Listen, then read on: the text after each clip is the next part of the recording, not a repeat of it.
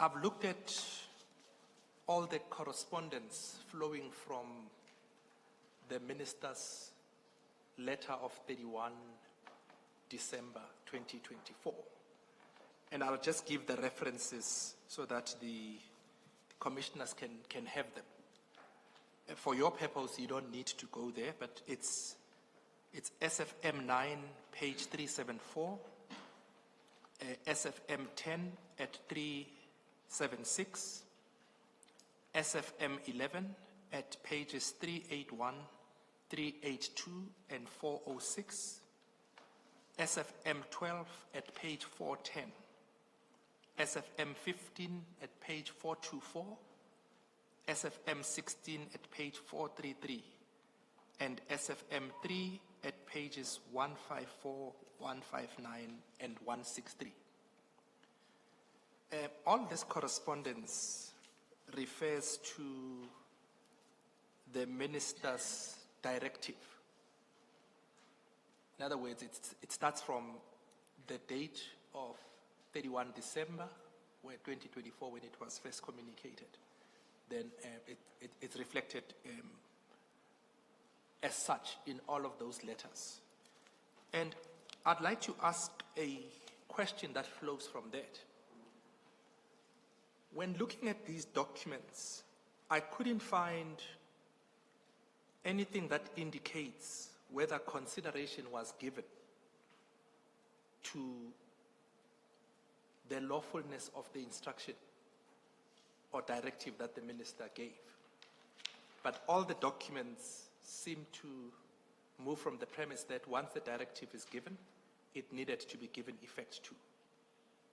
Now, can I ask, since this does not emanate from the documents, when the minister gave that or issued that directive on the 31st of December 2024, was consideration ever given to its lawfulness? In other words, did consideration be given to determine whether that directive had been lawfully issued or not? In other words, separating it from its implementation. Yeah, no, Commissioner, there was no consideration whether it is legal or not. It was not. I'm sure it will be this commission to determine that. So you looked into that issue when you were preparing for your appearance at the commission and in catering for the different scenarios, to say first scenario, it is unlawful, but if it is found to be lawful, then you say there is still overreach and or interference in the terms that you've specified in your statement thus far. Yeah, that's correct, Commissioners. Yeah, it was not considered whether it's lawful or not. So, as I said, I'm sure this commission will assist us in that regard. And if ever it's found to be lawful, then still, when it comes to the how part, I still maintain that that cannot be part of the direction. So, yeah. Does this mean... And in fact... Thank you, Mr. Mutau. General, does this mean that what you say, for example, in paragraphs 161 and 188, maybe you do say it elsewhere as well, is a view that you have come to hold after the event, not that it's a view that you held at the time the minister issued the disbandment instruction or directive. In 161, for context, you say the decision to disband the PKTT in KZN was fundamentally an operational matter falling squarely within the purview of the National Commissioner. And then in 188, you say, in respect of the minister, knowing what I know now, what I considered in the past tense to be irrational and inexplicable encroachment into operational issues is now explained by his desire to hold investigations against criminal cartels by disbanding the PKTT.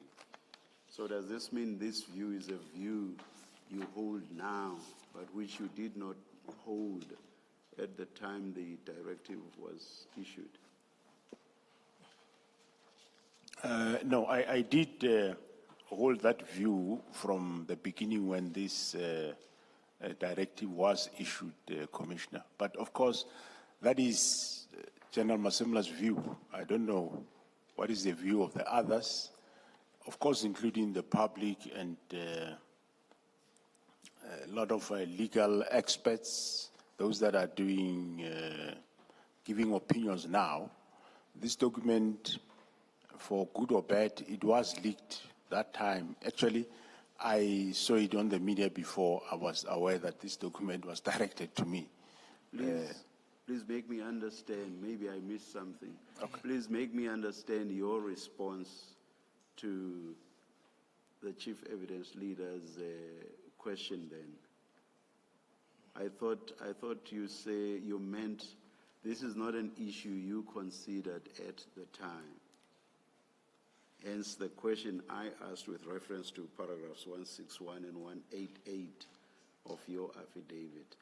Now, can you make me understand the response you gave to the chief evidence leader just now? I'm not sure if I follow the Commissioner. Please repeat your question, perhaps, Mr. Yes, Mutau. perhaps let me try, Chair. I gave you the different references, you remember, and I said, once the directive was issued, I couldn't find any document that indicates that the lawfulness of that direction, i.e. whether it fell within your operational issues or it was one that the minister could legally issue or lawfully issue, was considered. You remember I asked that question and I said the documents seem to move from the premise that the lawfulness of the issuance of that instruction was not an issue, but the focus was on its implementation. Yeah, yes, correct.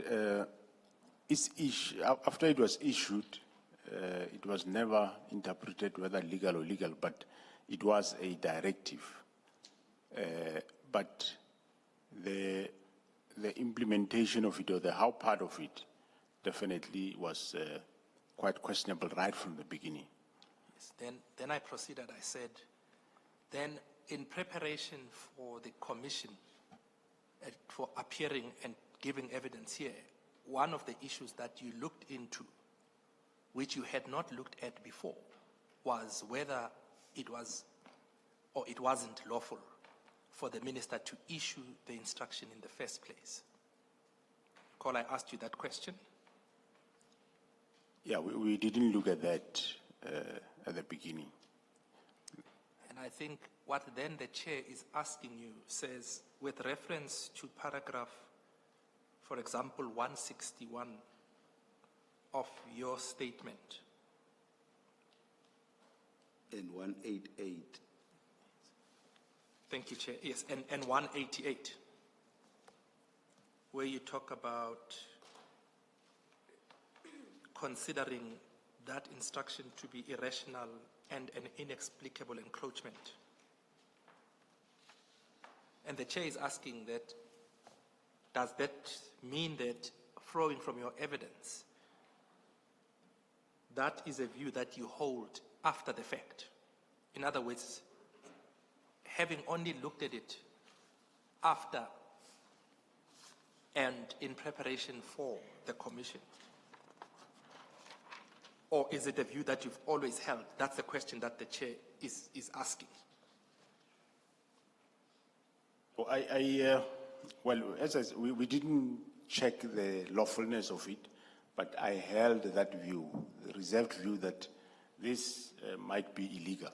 But after the fact that I know what I know now, then I concluded that no, I wasn't wrong with my view that this was fundamentally an illegal directive. So that view was a reserved one. Did you express it to the minister at the time? I think that's more the question that the chair is asking. Yeah, no, I didn't express it to him, but what I keep digging was, why are you doing this? On what basis are you disbanding this team? And Or you didn't I express never. it? Oh, Yes, sorry. yes, and we never had a really explanation on why. You make a good point when you say that you are not making any pronouncement on the question of the lawfulness of the instruction, and that you leave that to the commission. And indeed also when I put my questions to you yesterday, you will recall that I referred to these two paragraphs, 161 and 188. So I proceeded from the premise of what you yourself are saying, and it was not at that stage any pronouncement on the lawfulness or otherwise of the instruction. That's something that my fellow commissioners and I are yet to consider. That's correct, Commissioner. Thanks, Chair. And perhaps just to close that issue, if I can ask you to turn to page 5 of your statement, paragraph 26. You dealt with it yesterday, but it might be opposite to refer back to it.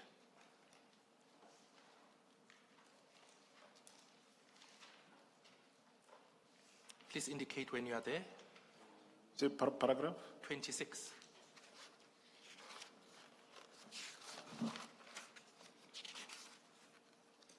Page 5.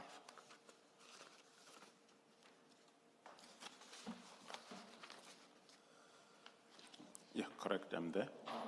Yesterday, you told the Commission, when you're testifying in relation to paragraph 26, that you view the benefits of participating in the Commission as not only being to provide your account of the interactions with Minister Mkhunu on the issues forming the subject matter of for determination in this Commission, but you hope that the Commission's findings and recommendations will lead to improved governance, public trust, and institutional effectiveness, which are not only critical for SAPS, but are foundational to the well-being and safety of the South African society as a whole. You remember when you're dealing with that? That's correct, Commissioner. And it brings into the question sharply the determination of that interpretation, which sits purely and squarely within the remit of the Commission to make. Correct. In relation to, firstly, the lawfulness of that instruction being issued and the question of its implementation and where either of those two fall. That's correct, Commissioner.